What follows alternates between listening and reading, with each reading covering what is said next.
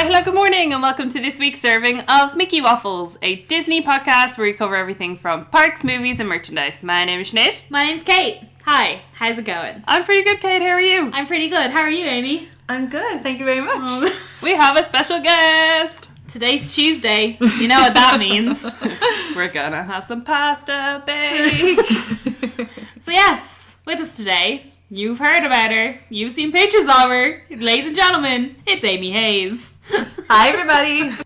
So we talked about it previously that we were gonna do an episode all about being a cast member and the joys and tribulations of being a cast member. The highs and the lows. I was thinking about this before coming over today, and I was like, God, what are my favourite memories? What am I going to talk about? Be all positive. And it got to the point where I was sitting there going, why did I leave? And then I had to open that box. I was like, oh God, how long is this episode? But yeah, how's your week's been? It's been fine. Yeah. We're well into Christmas. Yes. There's a Christmas tree up in the Mickey Waffles studio. Yeah. I'm highly enjoying it, I have to say. There is bits of everything and anything on this tree. Oh, it's every season. It's like the Disneyland Paris annual pass holder event, but on a tree. We'll get onto that later. So yeah, our weeks have actually been pretty similar because we work in the same shop. How's your week been?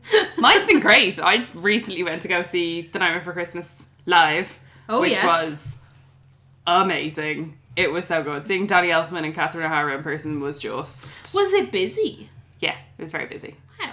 Because they definitely were pushing tickets for ages. They definitely didn't sell it out, but there were a lot of people there. That's good. The merch was so expensive. Yeah. A programme was €20. Yeah, that sounds about €20.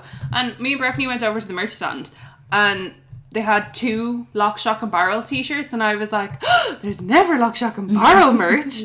And they had a white one where they were in the bath, and then they had an orange Lock, Shock and Barrel t-shirt, and I was like, oh my God. But they were both kids. Oh no! No! I was wondering where the downside of this Yeah. It wasn't going to be the price tag. Because I knew you didn't buy it. I'd have bought, regardless of price, I would have bought a Lock, Shock and Barrel t-shirt, but they were only in kid sizes, so I was not pleased. But the actual thing itself was incredible, and now I really want to go to more of those, in like concert things. watching a movie with an orchestra. Yeah. I want to go see a Star Wars. I don't mind which, as long as it's not the original trilogy. Fair. Preferably Hope, but I'll take any of the rest of them. Not the original trilogy, like The you know prequel what I mean? trilogy. Prequels, Yeah, I was events. meant to say, I was I like, knew what surely she they're meant. the ones. Yeah. Yeah, no, my Yeah. God. Preferably Hope, but I'd take any of them. But yeah, Good stuff. it was amazing. Would recommend. Not that it'll be back anytime soon, but would still recommend. We're really close to Star Wars as well. Yes. Speaking of Star Wars, just me in and general. Breffney finally booked our tickets. We're going on the Sunday because that was the only time we could get tickets. Wow. Yeah. I'm going on midnight.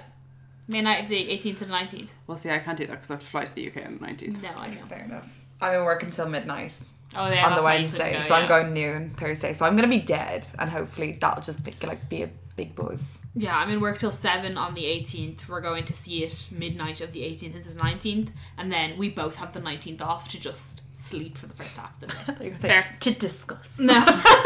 We booked the day Day off. So long as y'all don't discuss Star Wars with me before Sunday. No. Star Wars. Exactly. So, I suppose since we've done the recap of our weeks and everything, we should probably get on with the news.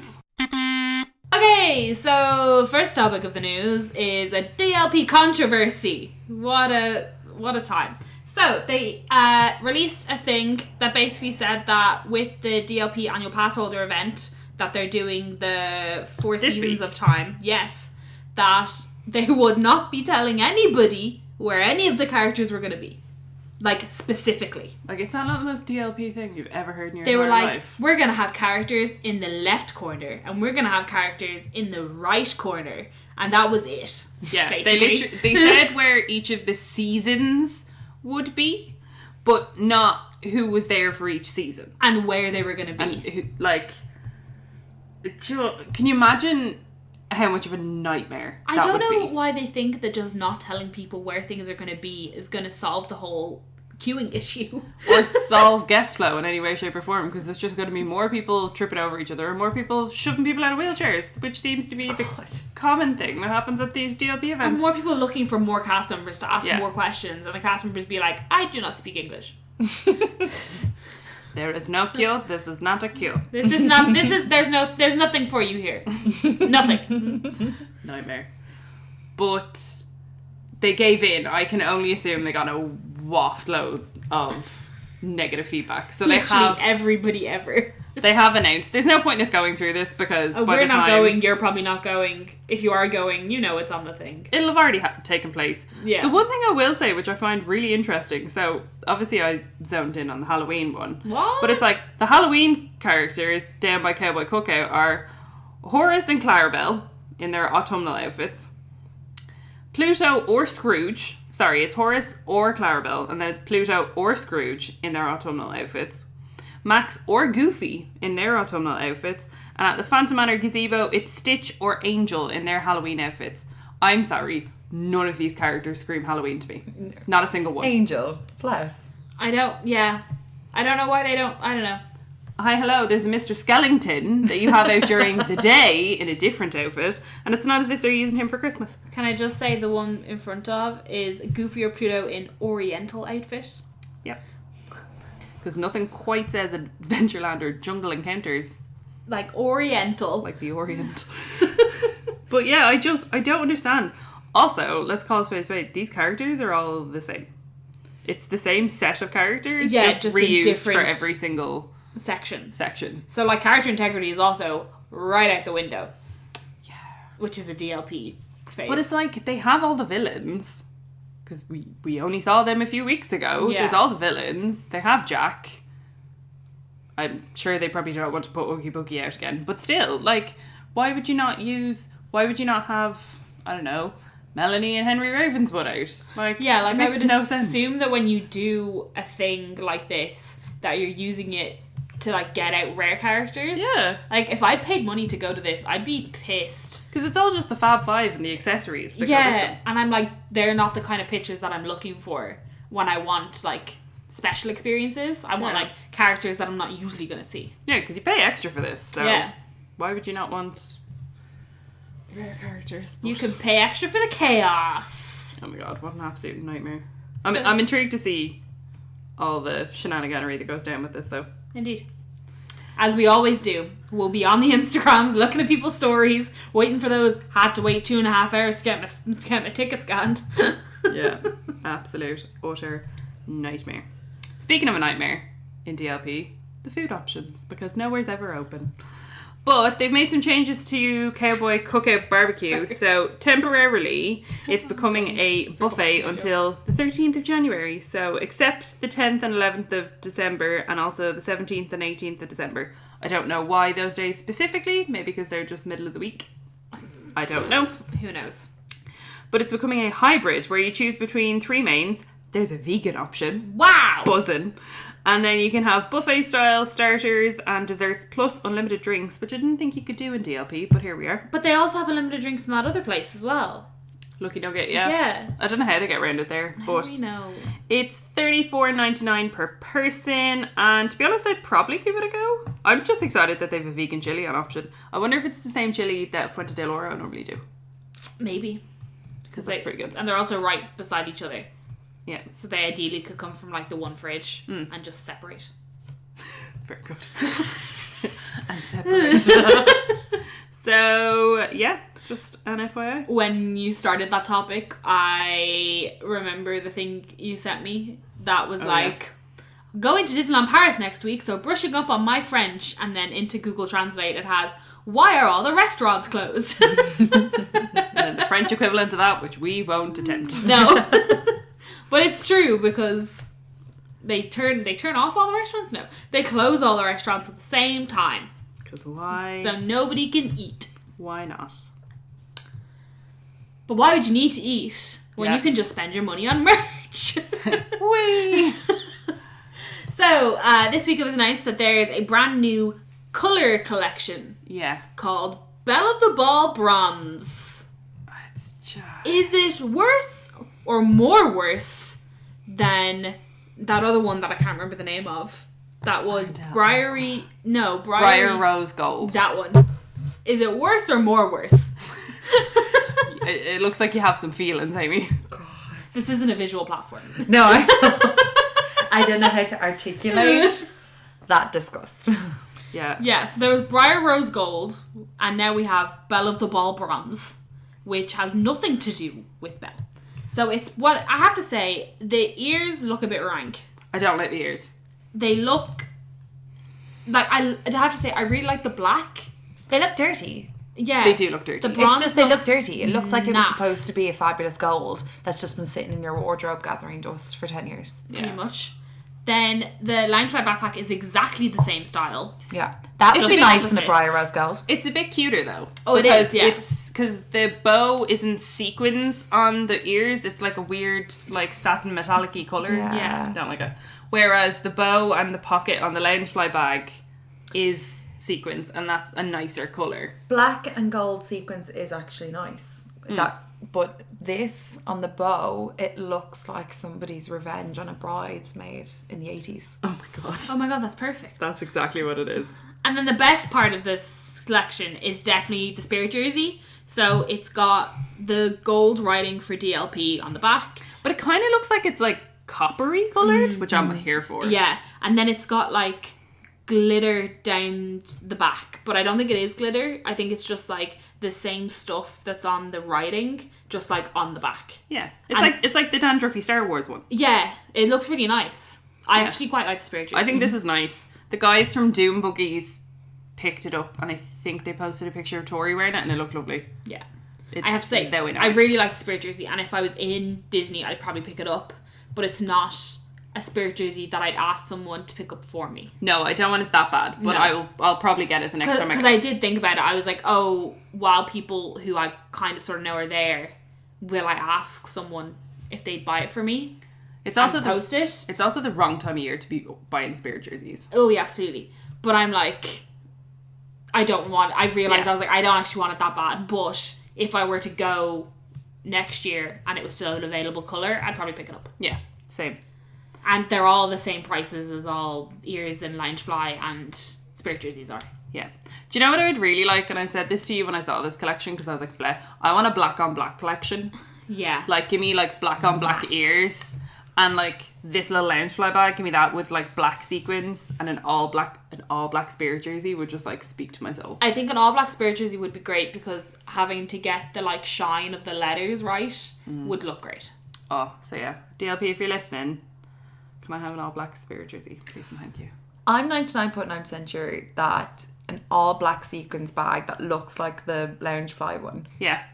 was out in Disney, or was out in Penny's last Probably. year. Oh yeah, probably. And then it had the red, you Probably. could get one that had a red sequins pocket and bow, and it came out, do you remember those heels, the Yes. shoes that came Oh, out that yeah. just Do you remember those caused shoes? absolute chaos? that Penny's nobody ones. could walk in. Yeah, Those well, ones. nobody was buying them to actually wear, were they? No, but like everyone. You'd hope. But like, considering how much they kept selling out and selling out and selling out, I never was on a night out and was like, ooh, somebody's wearing those penny Mickey Mouse shoes. No, I remember there being a thing that was like they're almost impossible to walk in. From like people who would like, obviously I can't walk in anything that's not a sneaker. I just thought you meant in general, and I was like, she hobbles everywhere.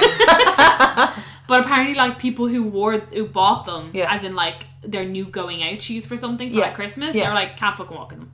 Yeah. I think what's this bit called? The heel? Yeah. It's like too spindly. I can imagine, especially because when you think, but when you think of town and like Temple Street. Temple Street. Children's Hospital. But Temple Bar is all Donate cobblestones. Those heels. Oh, yeah, Trying to no. walk in those, it'd be an absolute nightmare. Yeah. But That's it for Belle of the Ball Bronze. I hope they bring more of these like colour, because I find them fun. I wish na- they'd stop calling them stupid The ass naming things. is terrible. I think this is worse than Because because what happens is they design them first and think of a name after. Oh, big time. Obviously. And they're like bronze, gold, shimmer, shine, bell, bronze, ball, bell, bell of the bronze. Belle of the Ball Bronze. Like, nightmare. So stupid. And someone goes, yes, green light, go. It's so ridiculous. So stupid. Please stop doing it. But something that's not stupid is Disney has finally kind of realised that maybe they should theme the characters that show up in the hotels What? to go along with the theme of the hotel. So starting from December 16th, which is next week sometime, next Monday, Sure. I think Monday. it is, yeah, you're right. you will be able to meet Woody or Jessie in a new location near Red Garter Saloon. You can meet them between 8:15 and 11 a.m. Which is nice. No, yeah, it's the morning characters, I'd love to but meet them. surprisingly enough, they've decided to, you know, put the characters that belong in the hotels in the hotels. It's not just Mickey and Minnie. Yeah, because Lovely. remember that time we came out of Santa Fe and it was Mickey Mouse just stood there? Yeah. In his like classic outfit. And, yeah, and I was like, what? Why? And He could have been wearing his little mariachi outfit. Yeah, and every time me and Ed walked out of the hotel in Sequoia Lodge, it was always Pluto. Yeah. And I was like, Usually- Chippendale. It should be Chippendale. Thumper. Anybody else that's... Yeah. Woodland creatures. yeah. And it's like, Pluto. Remember a little while ago, we had that whole episode where we looked at all the races and all the pretty medals? Oh, yeah. Well, now they've announced the names of the races for next year. Ooh. So the themes have been announced for the inaugural Princess Run weekend, How fun. which runs from May 8th to the 10th of 2020. Excellent. So there's a 5k under the sea. Cute. If there's no water involved, I'll hate it. If y'all could see Amy's face. That's so cute. Again, not a visual platform. Then we have a kids race, which is Princess's Loyal Friends. It's not as cute. No. Then there's also an 8k, which is just Beauty and the Beast. I mean... I don't understand how the themes go from under, like, that's like having like an American prom where you're like, your theme is under the sea. But then it's like, and our theme is Beauty and the Beast. Yeah. It's like they gave up. I mean, I'm intrigued to see the medals from this, though. I think they're going to be beautiful. I'm excited for Princess's Loyal Friends because that's clearly like animals. Yeah, that's like sidekicks. Like Pascal and Maximus and all the other ones. But normally it relates to the characters that are on the, like, track. So Yeah. I wonder how that's going to work, because a lot of princess Sidekicks are small animals who aren't fit in your pocket. characters. Yeah. Well, they are characters, but they're not, like, park characters. Yeah, they're not characters. I you wonder can if they'll meet. have Miko. Probably. This is the second week we're talking about Miko, and I'm so excited. So yeah, that's literally it. There's been nothing else announced. Not that we know of, anyways. Good old DLP. So moving over stateside, something very exciting happened last week. And I'm not talking about Bob Chapek's opening speech. But... Now, can we just say, can I just put in that the Mandalorian got a bigger clap than he did? And that's all I'll say. And that's all. I'll leave it there. Oh, Bob Chapek. But Rise of the Resistance has now officially opened in Walt Disney World. And it looks incredible. It's crazy. Have you watched the video? No. Oh, Amy, you're missing out. No. I'll get you to watch it after. It looks insane. It just looks like I actually have no words for it because it was just crazy. And I watched the Diz ride through from both angles. Yeah. And that's what got me was when you watch the ride view from both angles because they've included the exact same things on both transport things. Yeah. But because of how everything's angled, you can only see what you're meant to see. Yeah. And I'm just like, wow. And also it's a trackless ride. And we love a trackless ride because they're so clever. And I'm like, show me how it works, show me how it works. Yeah. So you go through, but you end up in like 3 different kind of stages of a ride. Yeah, basically. pretty much. Like the pre-show is basically like the first, like the pre-show is more of a ride than like half the rides in Disney are. Yeah, absolutely. They have started using, rather than just having people queue for it, they've been using the boarding group system that they've been using they were using in Disneyland to get you into the land. So you go into your app and you select to join a boarding group and it gives you like a time. It's kind of like Line Birdie, but much less difficult. And in-house run. Yeah.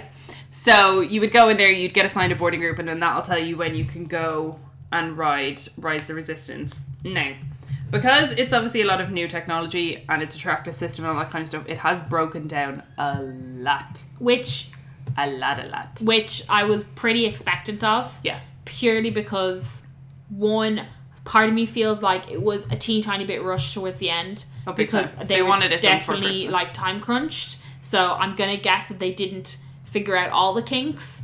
But the kinks that were there, they were like, we'll live with it, it's fine. But what I will say, anyone that I've seen that has been evacuated off the ride, they've been like actively encouraged to like walk through the ride and take pictures within the ride as they're leaving. Wow. Like they've been like thoroughly encouraging people like, you go look around this room before we take you out of it. That's because the Imagineers are like, we worked so hard. We did the thing.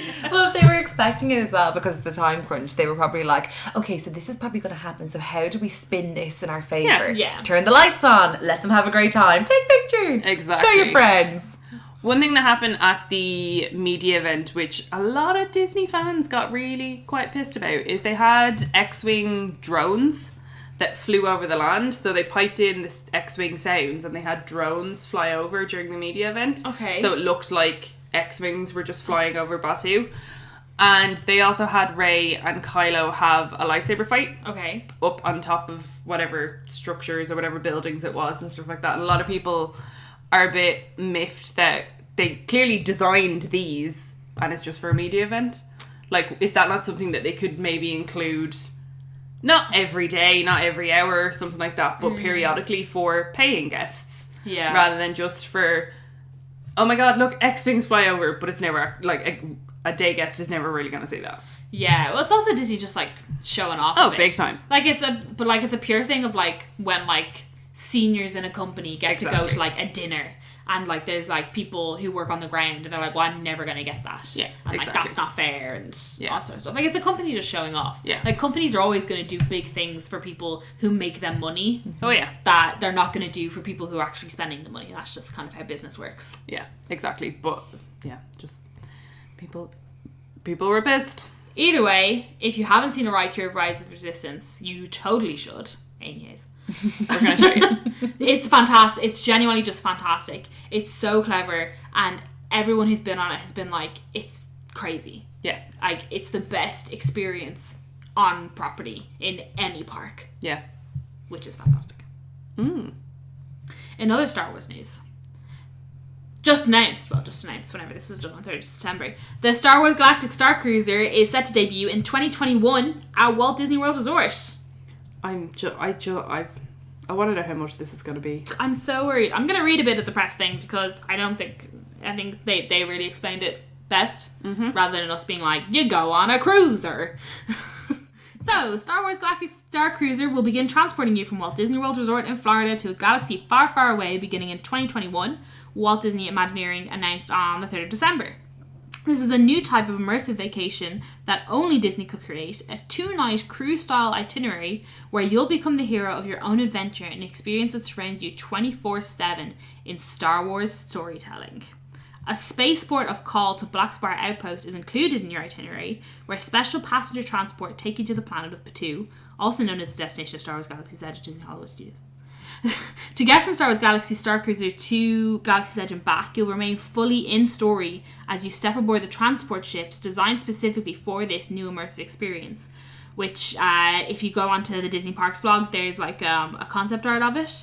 It will connect you directly to a spaceport at Black Spire Outpost on Batuu, where the story you began in the Star Cruiser will continue and evolve while exploring the 14-acre land at Disney Hollywood Studios.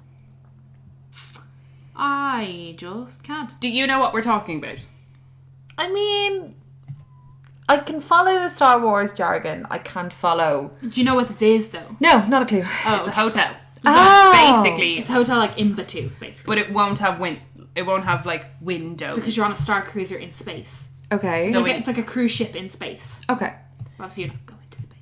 So when you look out the window in your room, disappointing. it's space, Sure. Okay.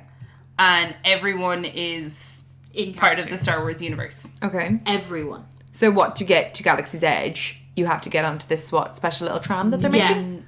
If you're staying If in you're this, staying- Yeah, On but the only cruise, if yeah. you're staying Yes. in the hotel. Yeah. But And you it's- can't just like stay in the hotel for one night. You get to stay in the hotel for 2 nights and that's it. It's like a package. It's like you're going on a cruise ship. Right. And Does the it's- hotel move? it's going to cost thousands. Oh, it's going to be thousands. Does it move? You keep talking about it like it's a cruise, and I'm like, I don't understand. Like, what does it... Because the idea is that you're going on a Star Cruiser, which is like a cruise ship but in space. You're like going on a cruise in the Millennium Falcon. I'm sorry. It's a fully immersive thing. No, I know, I get it, and I bet it's really cool, but I'm I don't know, it just seems like a lot of hassle for something that you're like, I don't know, you'd want to be real. Like, I'm a Star Wars fan, and that to me is just too much. Wow. Okay. Well, I wasn't expecting that. I'm not gonna lie. No, I know. I don't know. But I like a hint of everything. Oh no, this is like a fully... So and like, immersive stresses me sometimes. this is definitely more immersive than Batu. Oh, big time. And Batu's pretty immersive. Yeah. So like you're going like everyone's in on it. I think it's a thing Everyone's of like in full costume. Yeah, I think it's a thing of like you kind of I was always a debate as well if you have to be in full costume as well. Yeah. I think like you might have to wear I think you have to wear like in theme like inland like costuming. Yeah. See, the more immersive it is, the more strict everything becomes, and the less fun and the more stressful I find it. Now, I'm obviously not speaking for everybody. That's just me. I would prefer to go for somewhere that's like, it's Star Wars themed, but each to their own. As opposed to, you have to also dress up for the 2 days you're in there. That's not a holiday for me. Considering how much you'd have to pay. See, I love it. Yeah, for 2 days of my holiday, absolutely. No, but that's who they're targeting, you know? No, Us they're targeting people nerds. they're targeting people with tens of thousands of dollars. Fair. Yeah, fair. Fair. If you ever find me here, it was because Adam booked it without telling me.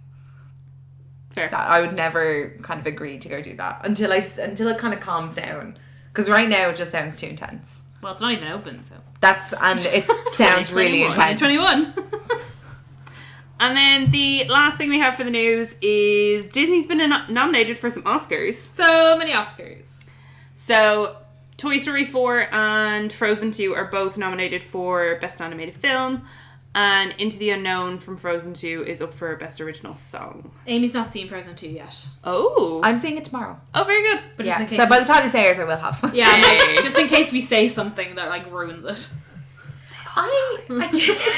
It's a Rogue One situation. I wasn't really anything about it. But by the time when I got home, everyone was like, who are you going to go see Frozen with? Can we go see Frozen? Blah, blah, blah. To the point where I was like, I'm not going to see it with any of you. I'm going to go with my cousins and have a great time. And then they went without me.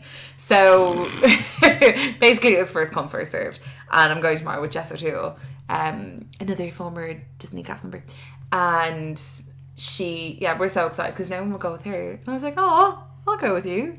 Happy days. It's great. I've not seen it. I'm excited. I wasn't really expecting anything, and then I you really guys enjoyed it. Yeah, the episode that you guys did on it, I was like, okay, this actually sounds Yeah, I really really, enjoyed really, it. really great. I think I was just a bit like you, where I was like, I'm still a bit scarred from working Frozen, that I'm like, do I want to do this again? Do I care about them, or do I still hate Elsa? Oh, and you can't hate her. She's so self-aware now. I can hate her doll. Yes, you Yes. can. Do you remember the ones that you waved a hand in front singing of them and they ones? sang? So And when you then when turned you all the lights off, and then like 500 dolls in unison would Oh my start God. singing "Let It Go." That is probably one of the best memories ever, I have to say, is closing for the first time with those dolls on the wall. And literally you'd switch the lights. I remember being like, what in God's name is that noise? Because at one stage was they brought awful. in an Anna doll who also sang. Yeah. So when you turned it off, 2 songs would But be I don't playing think she lit up simultaneously. though. I think it was because Elsa She also didn't light lit up. up. No. She was terrifying. Oh, what a gas time that was. Just the whole wall, just let it go. Ridiculous. And then you'd always have 1 or 2 that weren't quite as in tune. Do you know the ones that were ever so slightly malfunctioned? They were like, "Let it go." So yeah, I guess that's everything for the news. Except for one thing. You know what today is. Today's Tuesday. You know what that means. It's Special Guest Tuesday! And in theme with clearly the plan this week, it was another ginger. It was Merida. Yay! A week of a ginger. Gingers for days! I love Merida. I wish she had more of like a I wish she was more just... of a presence in DLP. Yeah, I feel like she's a really cool character. I feel like she's a princess that's not overly popular, but fun enough that a lot of people would like to meet her. Yeah, she's a very local queen. I was just about to say, you would think the European Disney would have a little kilt. She's out a lot, but she doesn't ever seem to have an official meet and greet. She's just always over the other side of Frontierland. I'd love to meet her. I met her once in Florida because she has a full meet and greet section in, or at least I think she still does. She did when I was there. She had a full meet and greet area where there was like little like colouring in pages where kids could like colour in tartan and all this kind of stuff, and there was like you could practice archery and then you would go up and meet her, but that was like all in the queue while you waited for her. I waited for her by myself and I had a great time. So, as we mentioned at the start of the episode, we're going to do kind of like a recap of life as being a cast member, and just, I suppose, generally talk about being a cast member. We were all cast members in the same store. At the same time. At the same time. Well, slightly different times, but mostly the same time. There was a stage where all three of us worked in the same store. It was glorious. It was. I'm so excited for this because I feel like when I was away, all I wanted was an episode of you guys talking about Tales from the Crypt. And now I'm here for it. And I'm like, this is happening. Yes. So we found a cast member tag on YouTube that a couple of people did. And we've taken the ones that are relevant to working in a store. Because there are some of them that only are relevant to the park, so we can't really talk about this, so it's kind of stupid. Actually, we'll talk about... We can do that. We do that one first, and then that'll lead into it. So the first question was, what were your costumes like? So flattering. Well, I have a couple pictures, so I'll post pictures on the Instagram this week. I've got some pictures too. We'll start from the bottom up. You had to wear brown shoes. Brown shoes, and then because I was the last one to leave. Yes. It turned to black or brown or black shoes. Black? That would have been so much easier. But it was also looked worse. Yeah. Yeah. But it turned to me just wearing all black Vans every day. But yeah.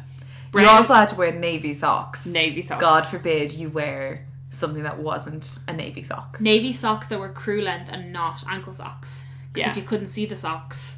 But the hilarious thing was always that when you're on stage, no one could see your socks. No. Because, as we'll get on to the chinos in a minute, the chinos were generally very long. Yeah. They had to be turned up 7 times. So you could never see your socks. But it was when you were up in the cast room. Yeah. And you'd have your legs crossed or something like that, and someone would peer over and be like, pink socks. They're not navy socks. Yeah. Like, well, what the fuck am I going to do about it now? I got to the stage where I started wearing boots that came above my ankles. Oh, smart. Yeah. And so I you was couldn't like, see the yeah, socks. what are you talking about? My crew socks are totally navy. Try and find them. Try and find my socks. I remember once I was doing Phil on ground floor. Wow, surprise. And I had like... You? Terminology. Doing Phil, Jesus. I had like... I wonder who had you doing that. And I'd like hunkered down to fix something, and my manager at the time totally nearly said their name. Let's not do that. So long as it wasn't me. Oh, it wasn't you. It was a different manager. That's fine.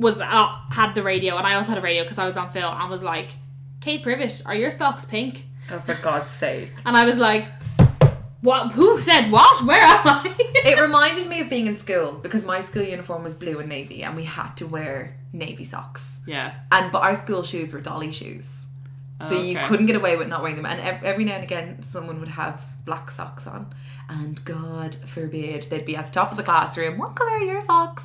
And that's what it reminded me of every time someone came over the radio. Did either of you, when you left, just like ceremoniously gather Get all rid the of all navy the socks? and Yes! throw them away? I did. I went out and I bought multicoloured socks. And I got rid of the navy socks. Yeah. I felt like it was like a ceremonial thing of Yeah. just being like, goodbye. Because I did that after I left school. And then I started working in Disney and I had to come home then with loads of navy socks again. And my mum was like, if you had just kept the ones you threw out after school. Wow, what a Marina thing to say. Such a Marina thing to say. So after the shoes and the socks, wow, we had such a conversation and all we talked about is footwear. Oh dear. Oh, So God. after the shoes and the socks, you moved to the trousers or potato sack skirt if you were lucky enough, Oh like my me, God. to not have trousers ready. Did you when- have a skirt? for about a month, yeah. No. And if you had a skirt, you had to wear nude tights. You weren't allowed to wear the Navy socks. tights. Yeah. You couldn't Or wear navy navy tights. tights. No, you had to. That would look ridiculous. Because no, there was a cast member who, because of her religion, had to wear navy tights. Yeah, And but it was a Oh. thing. she okay. couldn't wear trousers because they were too fitted. too fitted. So she had to wear the skirt. The chinos were too fitted. She had, and she specifically had like a ladies' pair. So they were too fitted, and it was the time when they got really anal about tucking your shirt in. Right. Yeah, so like it was very figure flattering. Okay. Flattering's the wrong word, but you know what I mean. Yeah. And so she had to wear. She was like, "Can I wear the skirt?" But then she also couldn't wear skin coloured tights because she was like, I can't show my skin. Oh, so okay. She got to wear navy. got to wear navy. It wasn't a big tights. deal at all, but I do remember for the first week, I think, when she started, it was just all of these things tumbling, and it was like, this is just why the costume is so problematic. Yeah, it's so stupid. So so you'd wear chinos. Of varying shades, from a really milky cup of tea to probably how your mum drinks it. It's the best way I can describe it. That's literally it. And of varying levels of comfort depending on which manufacturer they came from and the time period and the 4 years you worked there. And not only that, when you first start, there's a time frame between when the costume they ordered for you arrives and when you have to wear whatever whatever dirty costumes are left over from past cast members. So it was very rare that you would start off in the store in a pair of chinos that actually fit you. So a lot of times these size 8, size 10 girls would be going around in like 32-inch waists, men's chinos with a belt pulled as far as they can go, and they just looked ridiculous. I forgot about the belt. I always loved the belt though. I like a belt. that doesn't have the You holes used in it them. for years. You used it as a regular belt. Yeah, because it was great. It was just like it was one of Because it those was a slidey belt with a click, and it was perfect. Yeah, I don't felt like belts that have holes Disney in them. D on it. And because I'd have to waste so much time or like be in college before or after work, why would I own 2 belts when I can just wear the belt they gave me? Do you wear belts though? No, like you're not. I don't wear belts right anymore. now. Yeah, no. you don't wear belts. So I had to check. But yeah, so the chinos were either skin tight or they ballooned. Yeah. balloons. And there was no in between. No. But you got over, like, I remember the first week being like, I had to wear the skirt and that was awful. And then once I got trousers, I was like, holy grail trousers. But then after that, I feel like people are like, oh, I don't really care what I look like. I really just No, it doesn't though. Your appearance, because it's so muted, like the way, we'll get to it, like the hair and the makeup and stuff, the nails and everything. Like I actually genuinely forgot half the stuff until right now, the second. There was a girl that when I started, she hated the chinos so much that when she got her costume, now bear in mind, we were still Christmas temps, she had her mom tailor her chinos. But yeah, she literally had her mom tailor her chinos for her. Yeah. Like, But got rid of that's the it. pockets, tailored her chinos. What use was that? 10,000 things need to go in those pockets, like hopes and dreams. But not pens. Oh, never pens. Never pens. Don't do that, that's stupid. Oh my goodness. Not unless you want a lovely, like it looks like you just pissed blue all day. Yeah. So the chinos, and then tucked into the chinos and the belt was a blue check shirt. Either a short sleeve or a long sleeve. Can I just say, if Depended. anyone would like to recreate this costume, People do it all the time. Gap sell everything you need in the menswear section to have the exact costume of a Disney cast I member. remember, and this is not going, but I remember going on a date he was collecting me from the store with a guest who I met in the store. Do you remember the American? I remember him, yeah. And Please keep this in. well, he showed up the evening wearing Was he wearing cream chinos and a blue check shirt. And I remember whoever was closing that night and all the cast were like, Amy, he's dressed like us. But like, he would have seen you wear that. He would have, because he would have been in the day previous when he met me. Yeah. I don't know. Absolutely go. Maybe just like subconsciously he was like, When he was looking through his wardrobe going, hey, this is a good look together. Where have I seen it before? chinos and check shirt day. But yeah, so it is. And every now and again, I do kind of have to do a double take if we're walking down like a street or in a shopping mall and I see chinos and a blue shirt. Then I'm like, It's a do you work very in Disney or did you just decide that looked good? It's a very popular dad look. Oh, I big find. time.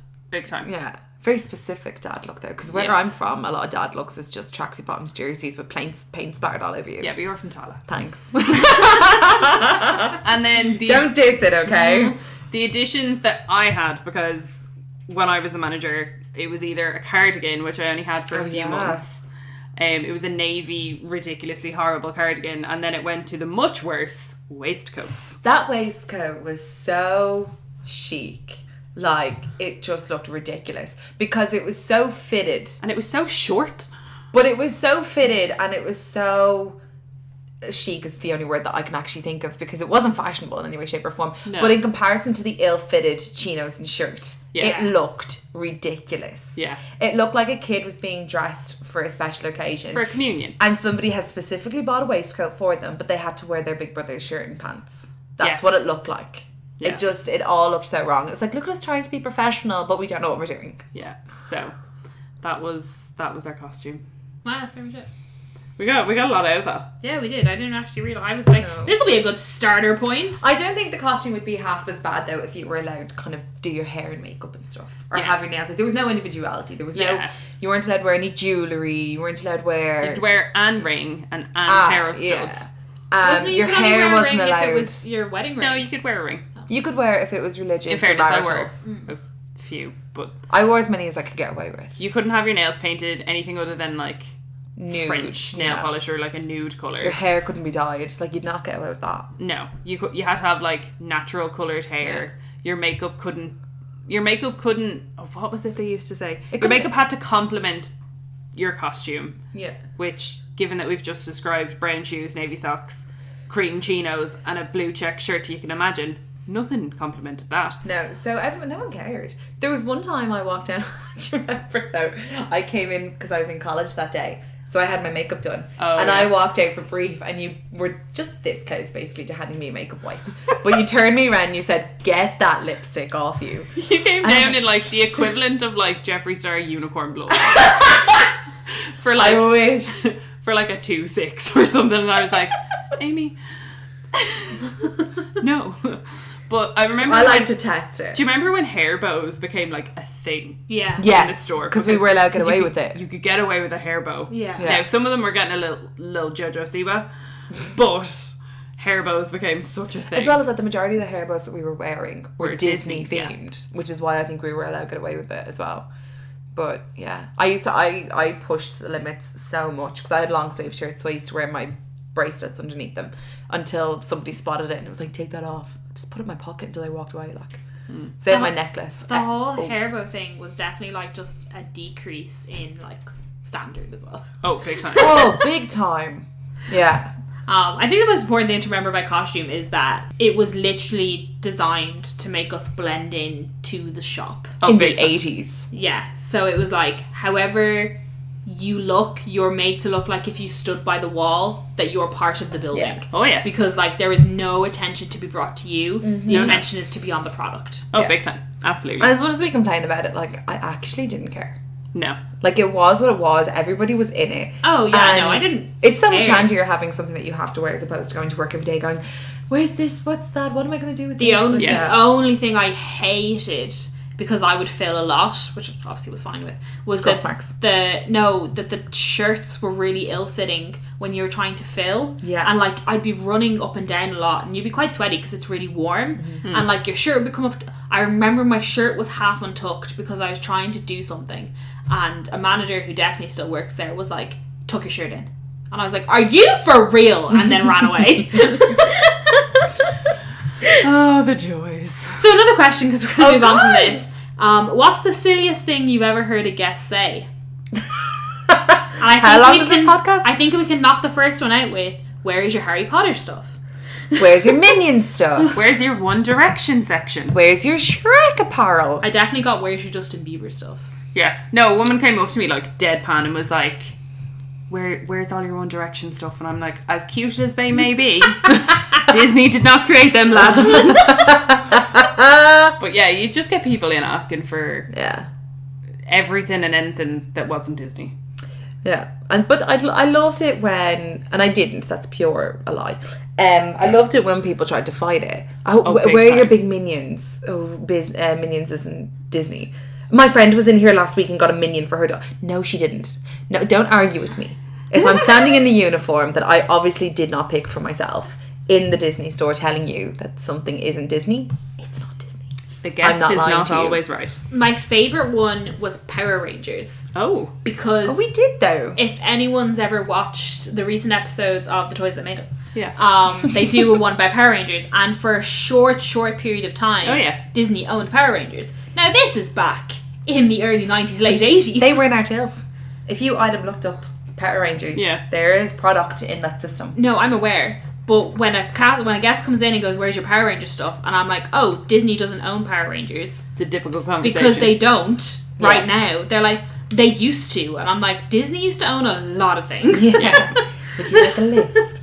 Yeah. And they'd be like, but like you have to sell it. Like if they owned it once, that they still have the rights. And I'm like, Okay, you don't know we how any we don't of have this any. work. We don't No. have. I have these other things if you want those. Yeah. Yeah. Yeah. Yeah, just guests are just silly full stop. Well, I think that's a hard one because it wouldn't be silly things. It would be like, I remember once being up to my eyeballs in the frozen mania.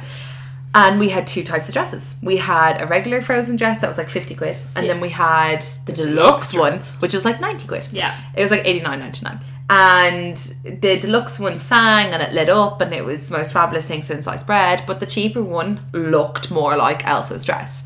And I remember I was running around and there was things happening and it was one of those crazy, crazy, crazy days. And this woman had the two dresses in her hands and goes, "What's the difference?" And I just went, "The price," and ran away. Because I couldn't get into it. I was like, the tag says that this one sings and lights up. Like, what do you want from me? I got a lot of people who, because we would run out of Elsa dresses in 5 to 6. Yeah. Oh, yeah. And we'd have tons of the deluxe dresses in 5 to 6 because Yeah. they were 50 quid more expensive. People wouldn't buy them. They'd be like, "Can I have this dress for the cheaper price?" And I'd be like, No. "No." And they'd be like, "But you don't have that dress you don't have the cheaper one in my That's not how it size." works. And I'm like, "I'm really sorry, but that I can't change that." I was like, "They're two separate products." And they'd be like, Yeah. "That's ridiculous. You're ruining the magic." And I'm like, "You're ruining my life." Oh, listen, you've ruined my child's Christmas. I'm like, you're the one who left it the week before Christmas to get the most sought after toy. Yeah, it's like, it's definitely not my problem. I can't think of, other than just like people asking for ridiculous products that are not even remotely Disney, I can think of one of the silliest things I heard cast members say. Oh, that's a completely different question. Yeah, let's do that, because I feel like guests are definitely things that happen like on the moment and then you forget But I about them mean, 2 days later. At one stage, we were on management. Yeah. So we would have gotten a lot of get the real questions. silly things. Yeah. So I remember we had taken over Star Wars, and Love it. every cast member that worked in Disney when we acquired Lucasfilm and Star Wars was coming into the store, every single cast member had to go through specific training that was laid out by Homebase, and everybody got all 6 DVDs, because how kind of customer service and guest service and stuff works in Disney is that for every cast member that you encounter in a store, you're supposed to get a fact pertaining to what it is you're looking at, generally. Or if they really don't know what it is you're looking at, they'll be like, "What's your favourite character? This is mine. Let me tell you about my favourite character." But I remember we'd done all this training and everyone had been given all these facts to do with Star Wars and all this kind of stuff. And I remember there was this one particular girl, and I was managing ground floor, and I just out of the corner, just over to my left, all I could hear was her saying to a guest, "Did you know Yoda's so green?" And that was her fact. Yeah. And I just like cringed and just like walked away. I was like, I can't even handle this. Wow. My other favourite moment was, it involves Amy, was we were selling the BB-8s, Oh, the Sparrows. Oh, that's holy, yeah. And because BB-8 was rather expensive, we couldn't leave the actual unit out on the shelf. So what we would do is we would take, they came with these like sleeves over the actual box. So we would leave the sleeves on the shelf, and then a guest would bring over his sleeve, he'd put the sleeve over the box, the guest would leave with their little BB-8. And Amy was working this particular area. And I said to her, "Can you go get me some sleeves for the BB-8?" And Amy just stops, dead serious, and shoves both of her arms out in front of her and like frantically looks like, how do I give her my sleeves off her shirt? And I was like, oh dear. I was like, no. I was No. so there was no context. You just like, "Can you go get me some sleeves?" And I had obviously just been in my own head for like 10 minutes, because I remember this night, it was dark, so it was a close. We were obviously doing a close. So I must have been in college all day, and it was nice and quiet that I could just relive flashbacks from that day. And you pulled me out of my daydreams to ask me for sleeves, and I had no context. She literally just stood at me and looked at me and looked at her arms and looked back at me and back at her arms, and I was just like, oh god. But you didn't laugh. This is a funny story now. You did not laugh at the time, that we must make that clear. You looked at me like you wanted to murder me, because you obviously must have been doing like 20 different things. And you just had this ditzy cast member in front of you looking at her clothes like, do you want the shirt off my back? How do I rip but I like that that's what you contemplated. How do I rip the sleeves off my shirt to give them to you? Do you know what I thought it was? Because you were wearing, it wasn't actually for you, it was for a different cast member. And she had a short sleeve shirt on. So I thought maybe it was cold, it was winter. You wanted me to go get her like a blue undershirt that we used to wear when it was cold. Oh, God. That's what I thought that you meant. That was Look at me trying to redeem it 6 years later. One of my favourite things. God. What's the next question? What's the most magical moment you've had as a cast member? The day I handed in my notice. Oh, stop. Oh, Kate, stop. I know mine. Okay. Like, I have a couple. okay. I have a couple because I loved the magic. The magic was the best part. Oh, big time. And I remember being devastated when they cut how much magic we were allowed to do. And so all of my stories are pretty much early on when it was encouraged, unfortunately. But there was one time, and it was after Christmas, I got a phone call. Not me personally, the store got a phone call and I answered it. And it was season's greetings. And there was this woman who had bought Buzz Lightyear for her son for Christmas as a Sandy present. And come Christmas morning, Buzz didn't do what he was supposed to do. The karate chop wasn't working. He didn't speak. Blah, blah, blah, blah, blah. Devastated. So how do we swap it while keeping the magic of Sandy still alive? So... Not being real. Alive. As if he died. Yeah. It's like, sorry, Sandy died. Can't bring you a new present. But yeah, so anyways, there was this whole big rigmarole. I got her a Buzz on the delivery that came in the next day. I rang her back and we were like, we'll put this away, blah blah. So the kid came in later on that day with his broken Buzz, and I knew exactly who he was because she had told me what he would be wearing. And I went, I can't remember his name, let's say it's Ben. And I was like, Ben, there you are. Sandy was in earlier, you just missed him. I have a Buzz Lightyear for you. Are you supposed to have a Buzz Lightyear? And like, just this kid was just like, what? He couldn't believe it. And so that was pretty amazing. Yeah. That was pretty great. What about you? I don't know. I can't think of one. See, I have Like, two. I'm sure I have I can one, think of but I one can't for think of- you. I can think of a few. When you gave You the were Deaf Man BB-8s. I was literally just about to say that. Yeah, That but was we've talked about that amazing. before. It was still pretty cute though. Yeah. Well, I have two. You do two then, So because you've all heard mine. Mine's definitely given the Deaf Man the BB-8. yeah.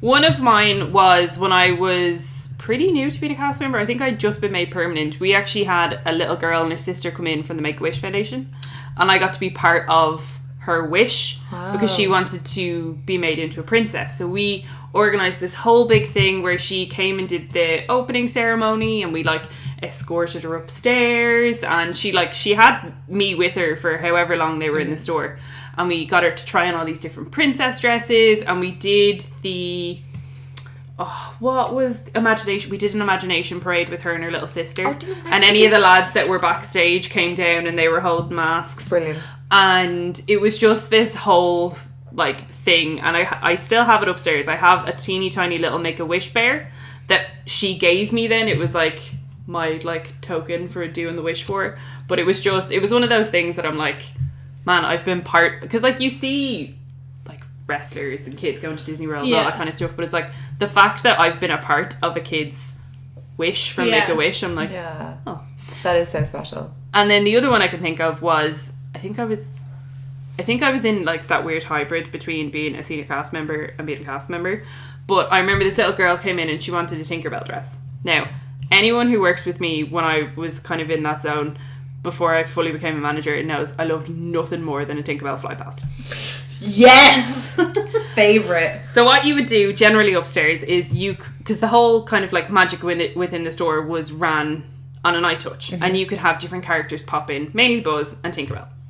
And I loved doing Tinkerbell flybys. I lived for them because you could leave little things of pixie dust around the store, and you could get the kid to find them, and you could bring them all around the various spots the Tinkerbell would pop up. And there was this little girl, and she was getting a Tinkerbell costume. So we'd got her the costume, we'd got her the wings, we did a whole Tinkerbell fly pass, and then I think she was getting the wand as well, and she refused to put the wand in her bag. I know where the story is going. I love it. And I was on the till over beside the stairs. And when you're upstairs at the very far till, you can see right down to where the security guards would always stand. So she was refusing to put the wand, and the man was kind of getting to the stage where she was just going to leave the wand, and it was just becoming a whole thing. So I brought her over to the stairs, and I pointed down to the security guard that was working there, and I said, you see him? He's actually Captain Hook in disguise. And if he sees you with the wand, he's going to know you're a fairy, and he's not going to let you go home because the fairies have to stay in the store and keep the magic. And she was like, what? Like, she was so confused. She was like, what? So that was fine. She put the wand in the bag. That was fine. They went down the lift. So I radioed the security guard and explained all of this. And I was like, there's a little girl coming down. This is what she's wearing. She thinks you're Captain Hook. And he was like, he had a little girl. He knew the deal. He was like, oh, okay, cool. So I was looking down, and as she walked out, she's like staring at him, as kids do when they think they're supposed to be afraid of someone. Mm-hmm. And she's just staring at him, and all of a sudden he's like staring blankly, and all of a sudden he just like gets his finger and holds it up like a hook and starts smiling at her, and she was like, ah! So that was one of my favourite ones, because it was just ludicrous. And to be honest, like, we could sit here and do a whole podcast on like little things like that. It was amazing being able to do it, and it broke my heart when they I'm glad I left before that was. It's not even that they discouraged it; they just didn't encourage it anymore. They turned off all the technology. It wasn't what we were doing anymore. There was no more pixie dust. Nothing. No, because like I loved that. Like, there are fewer things I enjoyed more than imagination parades and imagination explosions. Imagination explosions were great. The bells every time. Not when you're hungover.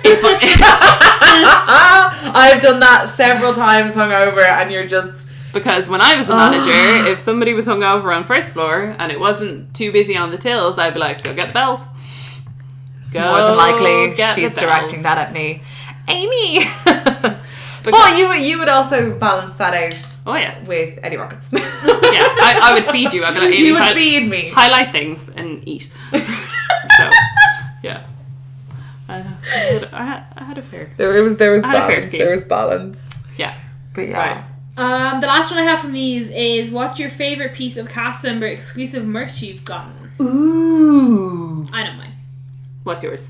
Mine is, so when Star Wars was re-released into the Disney sphere, there was, so every year cast members get a Christmas present from the store. For surviving another Christmas. And it's always DVDs that were left over. But what I found out from being part of like Facebook cast member pages was that cast members in American stores got much better presents than we did. Yes. Because we'd get DVDs and they'd get really exclusive, cool things. Yeah. And this one year, the cast member gift in America was this like glass paperweight with BB-8 like lasered into it.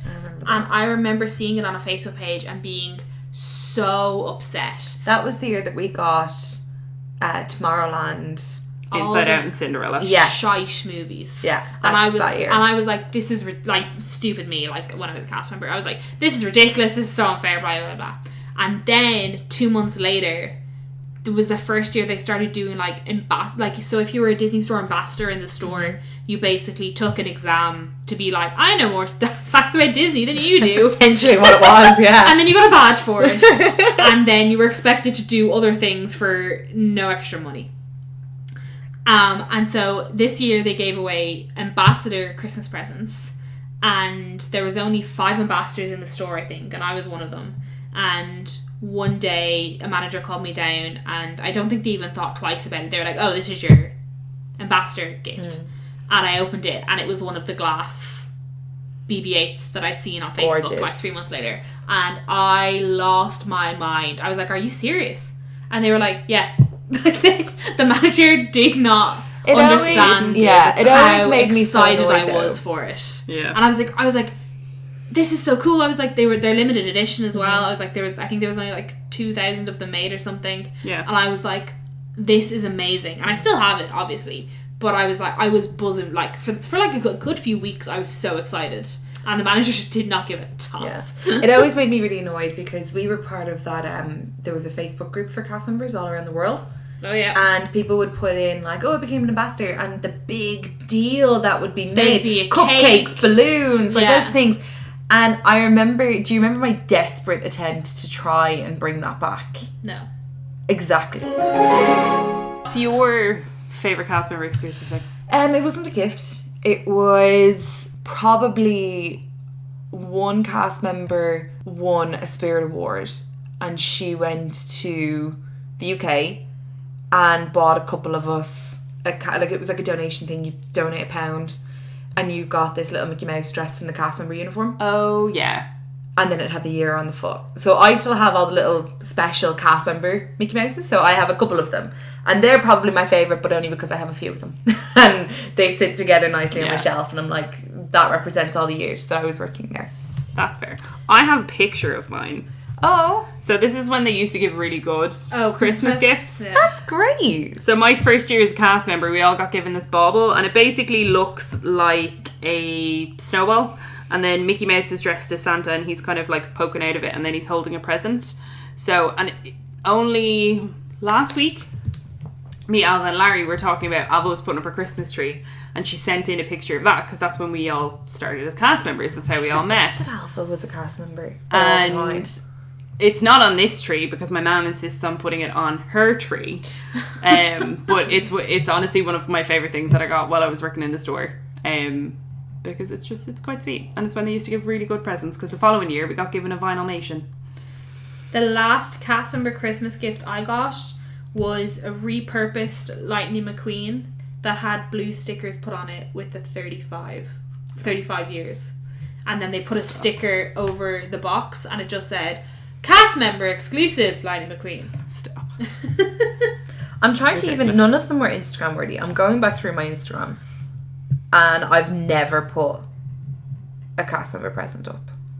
I did that one. I but have, only like, that when one. I got my ambassador box, I loved my ambassador box. When I won the Spirit Award, I've got that up. When I got cast member of the quarter, like, I've got all that stuff here, but never the Well, la-dee-da. Christmas. Oh, stop it. We all got cast member of the quarter at one stage. Just Did you dropped go- that Spirit Award in though. Yeah, did you go over to get that Spirit Award? I did. And while I was over in London, I got the phone call from the new job that I was going to say I got the job. So when I got back from London, I handed in my notice. Ridiculous. So they were all the questions that Kay found in that tag, but we were asked some questions as well. So the lovely Jessie Doyle asked, what were both the best and worst moments of being a cast member?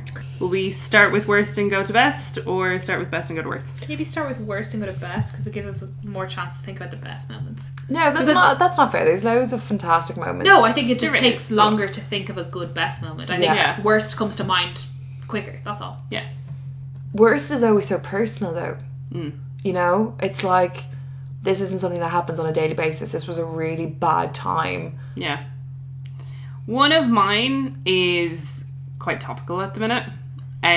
So for anyone that doesn't know, I'll kind of go very generic and high level. First of all, Ireland has a massive housing crisis and has a massive homelessness problem.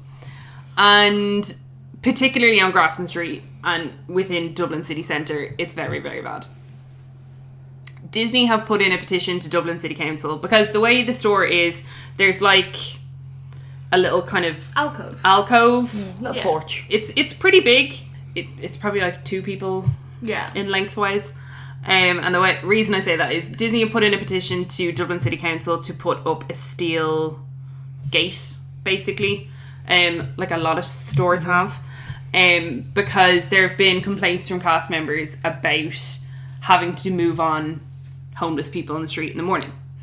And people are losing their goddamn mind. People were protesting outside of Disney. They tried to bring a coffin into the store and walk it around the store. Stop it. And the guards had to be called and stuff like that. So I feel like my kind of worst thing, and it's something that I used to dread on a weekly basis, was being on that opening shift, because don't get me wrong, I think the homeless crisis that is in Dublin is horrific, and I think the government need to get their finger out and sort it. However, as someone who used to have to be on Grafton Street, and this was a couple of years ago when the homeless crisis was nowhere near as bad as it is now, but I remember having to be on Grafton Street for 6:15 in the morning when there was no one around. It is pitch dark. And you then have to approach whoever is sleeping in the door. And again, I feel horrible that these people are in this scenario. However, there were times where people would try and physically abuse you. People would verbally abuse you. I know one of the managers had a syringe pulled on them one morning. And when you're a manager, you're the person that's in charge of that scenario. You are the person that has to take the lead on it. Now, sometimes the delivery drivers would jump out and kind of help, because at the end of the day, there was me and there were two of the lads more often than not. And I'm not a very intimidating person in any way, shape or form. But it was very intimidating, and there were a lot of mornings where if a delivery was late or something like that, I would just wait for a guard to come up because I wouldn't feel safe, because there were unfortunately certain people that you would recognise, be it for good reasons or for bad reasons. Now, some of the people that you recognise for good reasons were absolutely lovely, and one of the cast members, when they would be coming in to clean the outside, would bring them a cup of tea, or we would get them something in the shop or something like that. However, there were certain groups of people that would be very aggressive, and it would be terrifying having to go into the store. So that I will probably put down as one of my worst moments, because it was something that I genuinely dreaded on a weekly basis, because no one should be put through that. And I think people focusing their anger on the Disney store protecting their staff is completely misplaced. Rather than protesting outside a store on Grafton Street, they should have been 2 streets over and outside Leinster House, because it's just ridiculous. No, I completely agree. We didn't have, so by the time I was on the management team, the lads that you're talking about who did deliveries in the morning didn't work there. Yeah. It was girls. And we'd be in 6:30, 7 o'clock in the morning, and I'd always wait on Grafton Street. I wouldn't approach anybody unless I saw the girls walking up Grafton Street, normally with their little Mac Cafe coffee, trying to wake up in the morning. But like that, we're not particularly tall, we're not particularly frightening in any way, shape or form. And you would recognise these people, and you prayed going in that the poor unfortunates who were sleeping out in the cold were the ones that understood, yeah, I will move on because you're trying to go in. I'll find somewhere else to sleep for another couple of hours, as opposed to the guys who, you know, gave you a lot of hassle for just waking them up, and, you know, and it was really, really awful. But on the flip side, the late closes. So coming up to Christmas, when we'd stay open until like 10, 11, and we would be in there until 11 or midnight, they would already be setting up, and you'd kind of have to knock on the door and be like, you can't lie there while we're in here, for a number of reasons. It's a fire hazard, if we need to get out, you know. But what was more frightening was they wouldn't move, and there's nothing, you can't physically shove them out of the way. They wouldn't move, so you'd just be like, right, okay, I'll deal with them when we're leaving the store. But when you're going to lock up and there's 3 or 4 of you, and there's also 2 or 3 grown men then just rising up and standing and waiting outside the door for you to come out at midnight, and you've just got like your little bag with all your little, you know, your money, and they know that, and you've got the keys to the store, and you don't know, are you going to pull something on me? Are we going to go back in for the money that's in the tills? Are you going to, like, it's incredibly intimidating. Yeah. And that's not a situation, like, that's not something that the Disney store should be held accountable for. No. Do you know, it's not their fault that these men are here, or these people are here. And they just need to protect their staff. Yeah. And I will say, like, Disney, when you're a Disney cast member, you have to an obligation, shall we say, it's in your contract, volunteers hours, and you have to do a certain amount of volunteering throughout the year to fulfill part of your contract. And more often than not, if it wasn't for a children's charity, like I know you did a lot of work with Laura Lynn, it was more often than not, it was to do with homeless charities, because we saw these people every single day. Yeah. So the amount of money that we would raise for homeless charities throughout the year, like the Disney store gives a lot of money towards homeless charities to try and help these people that they see every single day. So, and we had 1 or 2 cast members, do you remember, for a couple of years, who every Tuesday and Thursday night would do the food drives, and the amount of times that like, I know we only went once to do the big shop in Pennies, but how many times was it donations throughout the week for that big shop to get hats, scarves, gloves? So it's something that's quite topical at the minute, and I think people are just misplacing their anger. Yes, it's something to be very angry about. However, pointing it at a store that's just protecting their staff, that ain't it. Yeah. That ain't it. So what's your worst moment, Kate? I think my worst moment is definitely just having to deal with certain levels of management on necessarily bad days, where you would think that you were doing everything you could, and then a manager or a management level would come down and tell you that you needed to work harder. Yeah. And it was very, not pressuring, what's the word I'm looking for? Demotivating. Yeah, like very demotivating. Yeah. To the point where I'm like, I'm just not going to do anything then. Yeah. Or like where you were doing everything you could and a manager would turn around and be like, that's not right. Yeah. And then only once did I ever turn around and go, okay, what do you want me to do then? Because this is the only solution I have. And the manager's reply was, oh, okay, this is fine. And I was like, right, well then, okay. No, there was a lot of unnecessary pressure, and you could always tell, unless it was a certain manager giving it to you, that it was coming from a certain manager. Yeah. Just they had told a different manager to tell you. You could always tell when it was coming, who it was coming from. Yeah. Like, and I mean, a lot of the other questions that we'll get to, it's people being like, oh my god, I want to be a cast member and all this kind of stuff. And yes, being a cast member is great, and I can honestly say it was probably the funnest job that I ever will have. Amazing. Like, I realise we're not painting it in that colour. But this is the only negative thing. We can move on from there. But it's a lot of work. It's it's sink or swim. Either you figure out how to swim and you manage to kind of stay afloat, or you sink. The turnover is huge, and people who stay there for years. Yeah. Or they don't last past 3 shifts. Yeah, pretty much. It's an all or nothing kind of gig. But best moments will lighten the mood a bit. So many. I don't even know where to start. Like, so many. I've got like personal best moments, or I just have general great times within the store moments. Like, do you remember the very first Force Friday for the Force Awakens?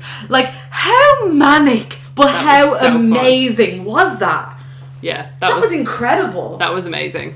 That was one of the times where I was just like, what is my life? So I think we were all like that. The store shut at, what time did the store close at? Like 5?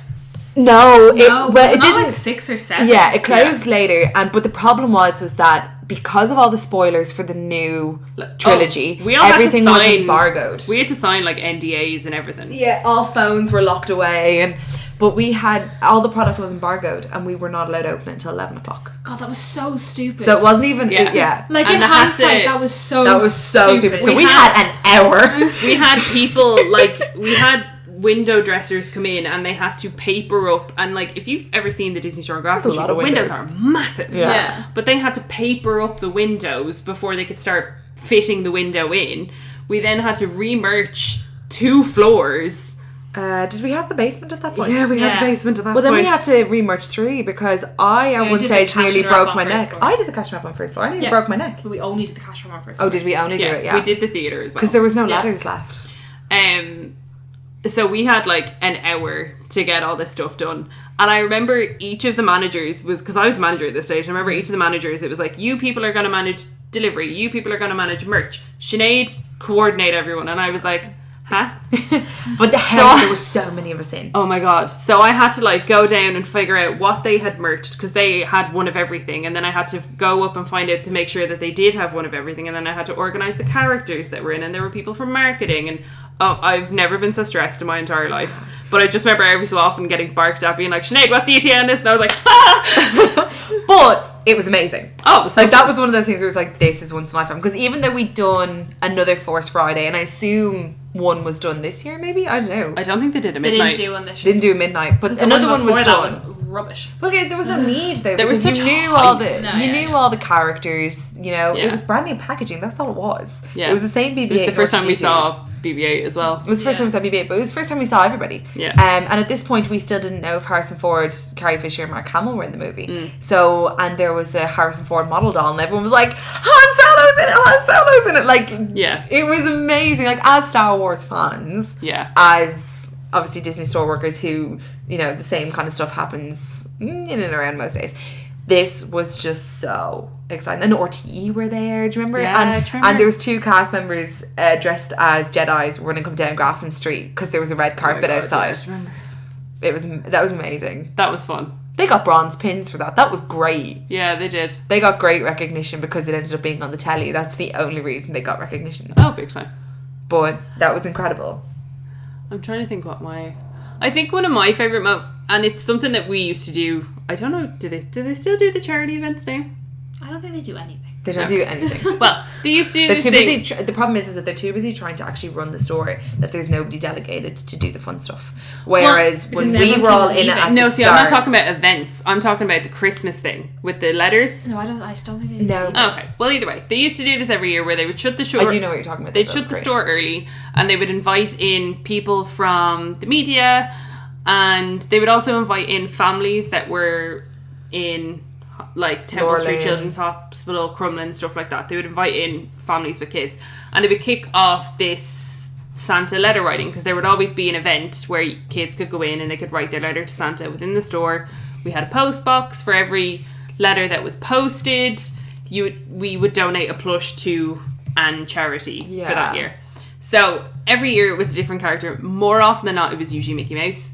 And I remember the first year I did it, I was like stuck on the tails on ground floor, and I was like, this is shit.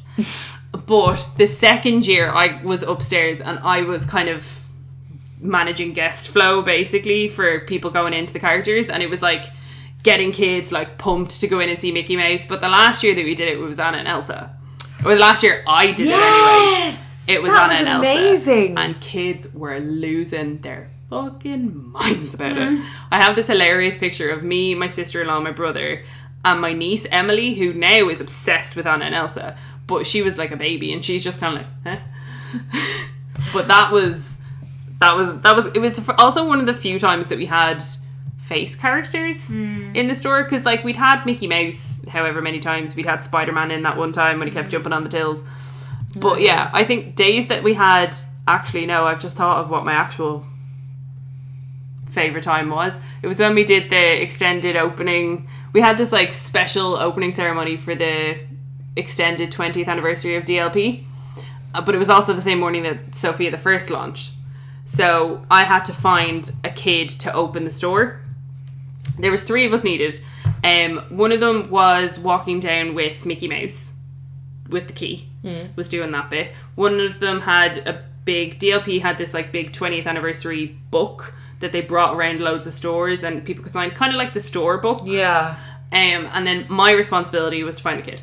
So it was the morning that Sophia the First launched, and I think it was at like 8:30 or something like that. A family walked in and a little girl was wearing the Sophia costume. They clearly ordered it online. And I was like, lads, we need her. And they were like, child. Perfect. So I had to like chase these people down Grafton Street and like just say to them, because I wasn't allowed to tell them who the character was, so I just had to say a special guest is going to be there. And like the kid was just kind of like, Who cares? sure, but the mom was like, oh my god, who is it? Like she couldn't contain herself. She was like, oh my god. But yeah, we did the whole opening ceremony. It was amazing. There was a massive crowd Amazing. outside the store. Mickey Mouse did a meet and greet upstairs, but that was the day that I got walloped in the face with Mickey Mouse, because he went to hug the little girl and walloped me in the face. I was like, thanks pal. That's so great. That was fun. That I was loved it. really fun. I love days like that, and I loved when we used to have the 501st day. Do you remember? Yeah, that'd be great. They were always, because the lads that were just in their stormtrooper costumes were actually really good crack to have upstairs at their tea break. But that was great. Plugging in their little lightsabers. Yeah, their little lightsabers that probably cost them a whole they paycheck. cost Like, thousands. yeah, What fair were play yours? to them. My like really big one is probably when the 501 would come in and I'd basically get to be a character handler. Oh yeah. I was like, this is as close as I'm bloody getting. That's when the being Jedi an ambassador, Master robe. That's when being an ambassador was good, because Yeah. ambassadors were kind of seen as the people that would do the stuff like that. Yeah. Yeah. You would kind of automatically get first preference for doing the likes of Like, that. yeah. Not later on though. Like, yeah. No, later on it was favoritism. Later Well, on I it was pure- organising it. No, and yeah. Oh, But later yeah. on it was pure favoritism. But I mean, It people didn't would matter. probably say I was doing it with favoritism as well, but I was also picking the ambassadors because Yeah. that made more sense. Yeah. But anyways. Yeah, so like when the 501 came in and you got to do stuff like that and everything, And there was something else I was going to say now. I forgot what it was. Oh yeah, my one's kind of stupid, but it's like getting to train other people was really fun for me because you'd get to explain. Well, one, because like further on as you work there, you'd be like, man, are you going to have a time? But like at the start, you'd be like, I'm going to like. It's because it's like mini traditions. Yeah. It's like as close as you're going to get to traditions in a store. Yeah. And you're like, I'm going to impart all my cast member knowledge onto you. And that was quite fun. But a day-to-day one that was really fun was definitely getting someone to open the store. Yeah. Because I would work a lot of closes. And then for a little while, I couldn't close because I couldn't get home. So I had to do like 9/6s a lot because I also couldn't open. So a lot of me was screaming at people down Grafton Street to come open the store. And it was like a time of the day where you like forgot that you were supposed to be like a professional. And you were like, nah man, let's go for it.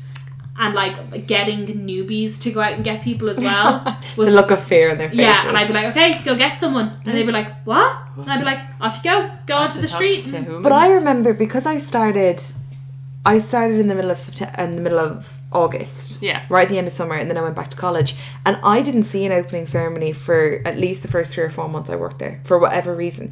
And I remember the first time being there, and I was like, what is this? I had never even heard this was something that we did. I was like, this is insane. What did you think the key was for? I didn't think it was anything. It was like just another decoration lock. Another decoration. But you see, the lock, when I first started, the basement wasn't a shop floor. It was storage, and the lock lived down there. Yeah. And I never had to go down there. Yeah, true. One thing that I have just remembered that I also loved, and it showed up on my time hop the other day. Do you remember when we used to do the like... So upstairs in the classroom there was a whiteboard that was meant for like facts to do with a movie or something like that. Yeah. Do you remember when we played the alphabet game? Yeah. So we wrote the alphabet out and people had to add a character for each letter of the alphabet, and then you had to write a fact. Yeah. But you couldn't... Like, one person couldn't go in and go A, B, C, D, and then put facts for everything. It had to be different. So if you put down a character, you couldn't put down a fact. Yeah. Or you couldn't put down a fact for that character. Yeah. So that came up in my time hop the other day, and I was like, do you remember that? That was great crack. Everyone got so into it. I have to say, I loved doing the fact board. I got to the stage where I got so anal that when I was in management, I was like, I'm the only one who's allowed to do the fact board. Because it got to the stage where people would rub it out and they'd just draw on it, because we had a lot of artists at the time in the store, and they would just draw on it, and then it would come back on me that the whiteboard's not being used the way it's supposed to be used. So it's like, okay, I'm the only one who's allowed to do it because you all ruined your privilege. So the thing was, if I write facts, you can draw characters around for that fact. Yeah. And that was the lining that I found. I feel like that's just another like stint of like how stupid some of the rules were. But anyway, when you talk about best things, the best things were definitely the cast members. Yeah. Oh, 100%. Yeah. Because like, if you did get to the point where you started to hate it, the cast members were the things that made you stay longer. Mm-hmm. Oh yeah. We were also very social when we were cast members. We used to go to the pub every Sunday. Oh, Sinead was our place. I don't socialise with anybody I work with now. No, me neither. But you see, as well as that, you're in an office situation, that's different. And you work from home a lot.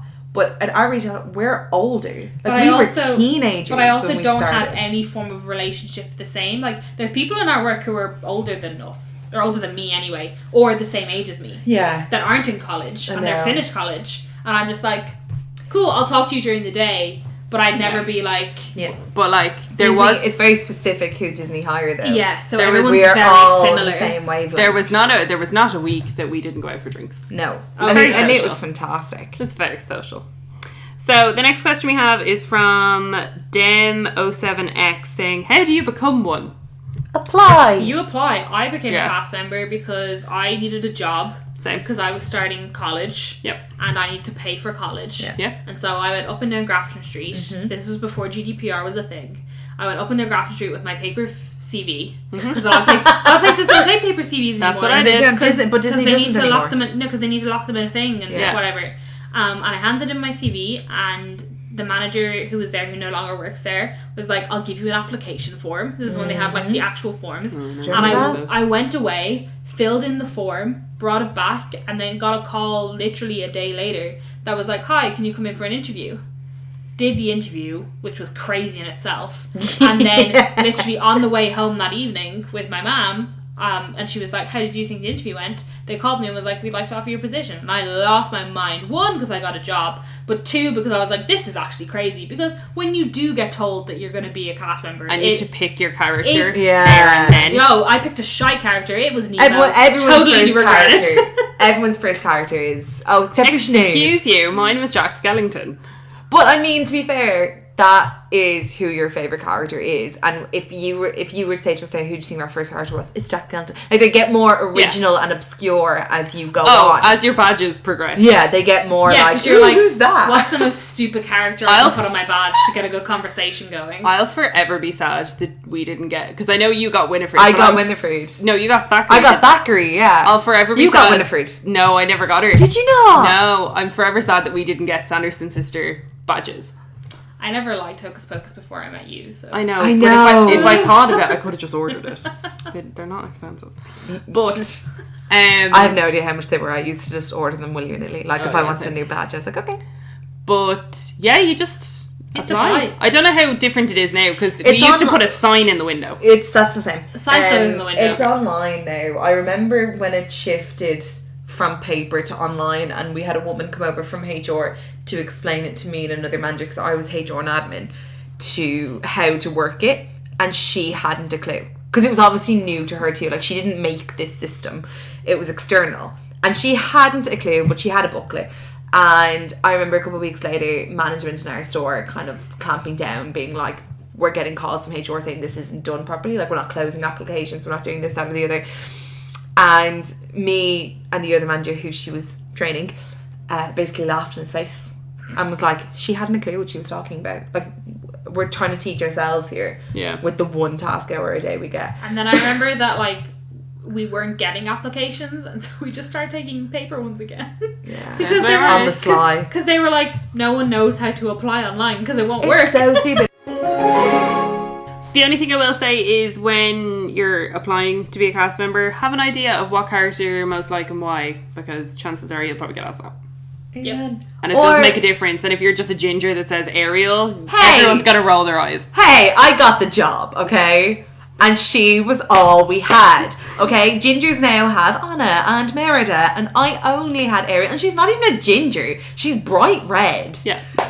Do you know? No, she was all I had. And I was like her in many ways. Yeah. Many ways. Anyways, the next question we have is from America 2000. As someone who'd love to work as a cast member, does the magic ever wear off? Yes. To a certain extent. I think- Depends. I don't think Like- it wears off. I think it dulls. It dulls. It yeah. does. But I think your magic, like what you bring to it, doesn't. I think it just depends on external circumstances. Like we didn't want to stop the Tinkerbell explosions. We didn't want to stop having fun. It just became more frowned upon because business things had to be done. Yeah. Do you get me? Yeah, Like, the store was losing. The store was losing money. Like globally, it wasn't just a us store thing. No. Like Disney stores in general, it was news. Like everyone Yeah. knows. Like the Disney stores in general were losing money, Yeah. and they were closing stores, and so they were like, we gotta cut budgets. Yeah. And the first thing to go is the magic. The first thing to go is the magic, and then extra cast. So we wouldn't even have enough people covering to have the fun with the people. So Yeah. that was hard because the love for the films that you grew up with and the love for the excitement every time new product came in, you know, like that never wears. No. Yeah. But I think what's most frustrating is knowing what you could do Yeah. and not being able to do it. Like that's increasingly frustrating. Yeah. Like, it hasn't made me... Well, like you guys know, like we're still Disney mad. Yeah, for clearly. We're doing a Disney podcast as we speak in front of a Disney themed Christmas Yeah. tree. Like the magic does not go away. No, not completely. If anything, I think it gives you more of an appreciation for Absolutely. cast members that you do encounter, which is why we will always say be nice to a cast member, because it is not an easy job. It might look like an easy job, and if it does, I don't know where you're looking, but it is not an easy job. Being a cast member, the expectations that guests have on cast members is so high.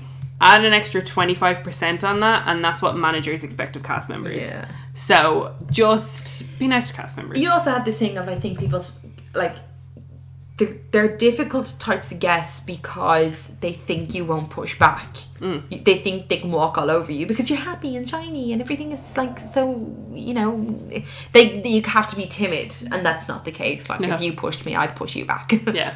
Do you know? But no, I don't think the magic ever wears off. No, of course not. It dulls at times when it's stressful, but it never fully goes. No. And then the last question we had is from Nicole Gubin. I think if I've said that wrong, I'm very sorry. Are you bothered by people that follow you on Instagram who later recognise you in the parks? Oh, worst. I mean, Amy experiences it every day. They're like, oh my god, that's the ginger from the Mickey Waffles Podcast Instagram. I've only been to DLP once. Yeah. I mean, it's only happened once, and no. I mean, it didn't happen to me, so no. Yeah. So what happened? Somebody approached you and were like, yeah, I know you. Yeah, we were at Plaza Gardens for breakfast, and I was up getting the scrambled egg that I'm obsessed with. You two or you and Breff?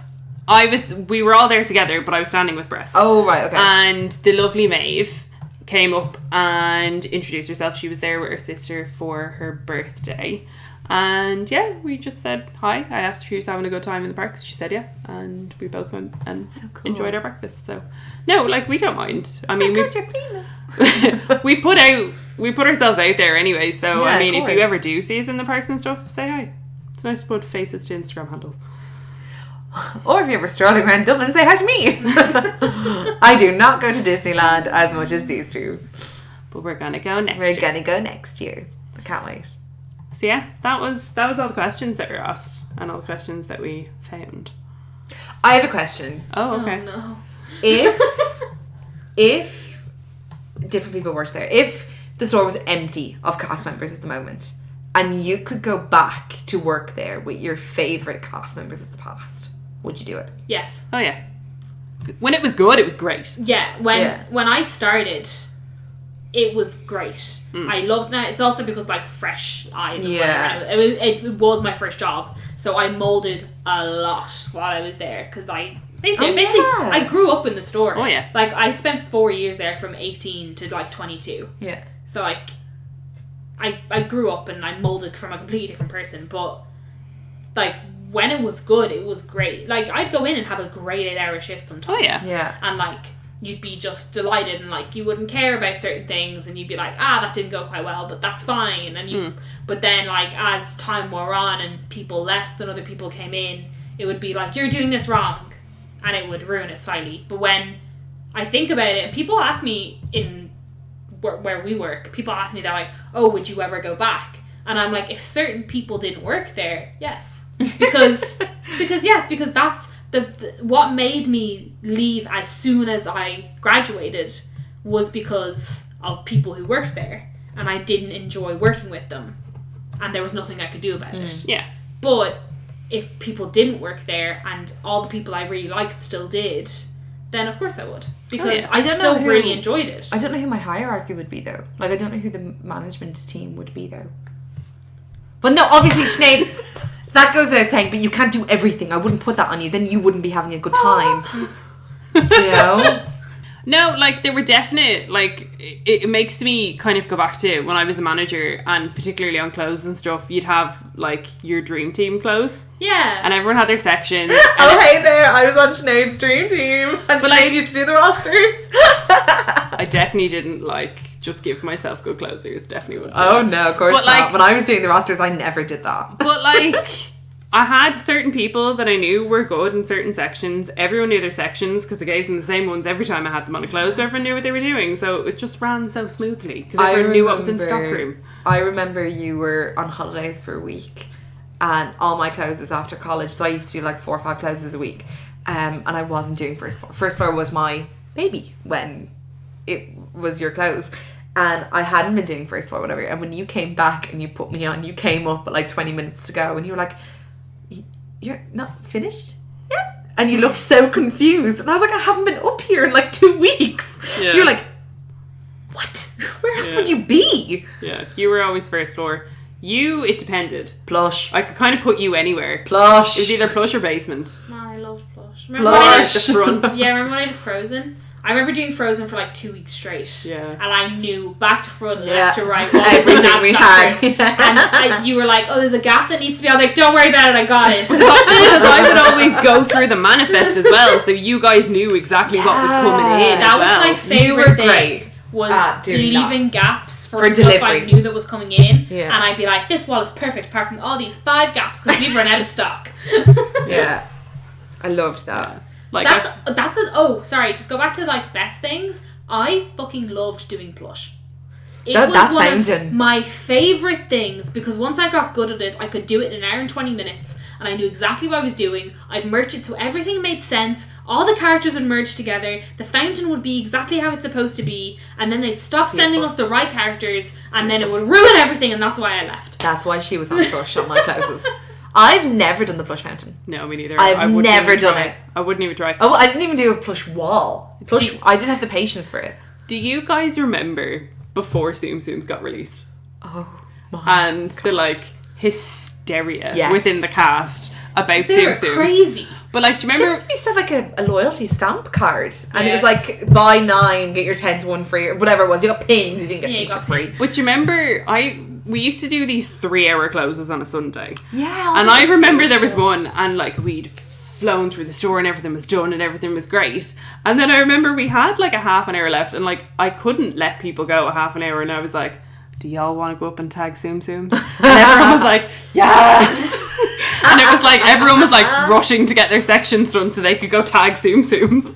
And it was just the most ridiculous like when thing. they came out, they were just an absolute hit. I have loads of them.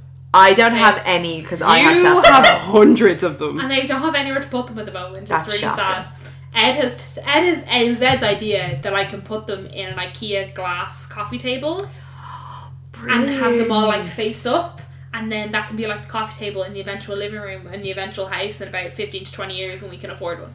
I know the exact coffee table that you're talking about because me and Breffney have said I'm going to have a Halloween section and a Disney section, and he's going to have a wrestling and a Formula 1 one. Ed was literally Ed's idea. He was like, oh, they'd be great to like put in a coffee table, and I'm like, for like real? He was like, yeah, that'd look really cool. I'm like, excellent, I'll keep them all. So and that's why you're marrying him. So, yeah, I think this is a long episode.